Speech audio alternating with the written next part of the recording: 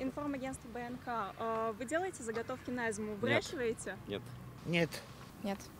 Ну да, огурцы солим и делаем вот заготовки, которые замораживают в морозильной камере. Ну, вообще делаю, но пока рано. Огурцы, помидоры.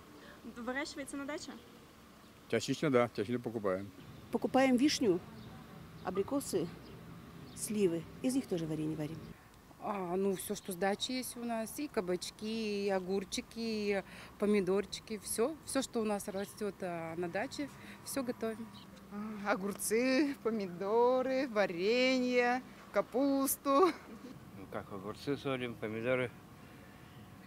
Все ягоды, Да. всякие варенья. Огурцы, помидоры, варенье, соленье. Вот в таком плане. Мы выращиваем, ну и бывает, конечно, покупаем, потому что болгарские перцы мы не можем вырастить у себя.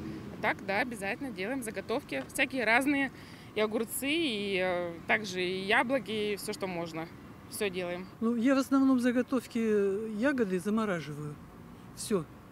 Больше я ничего не делаю, никаких заготовок. Капуста, морковка, свекла. Что еще? Картошка, естественно. Лук, чеснок. В общем, полное натурхозяйство. Покупаем, не делаем никаких заготовок.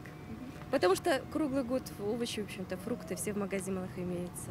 Ну, то, что свое хозяйство, мы никакими удобрениями не пользуемся, больше пользуемся органикой, и очень нам нравится.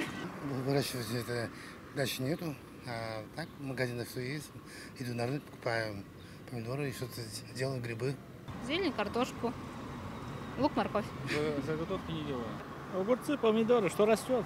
Выращиваем и ходим в лес за грибами, за ягодами. Все нормально.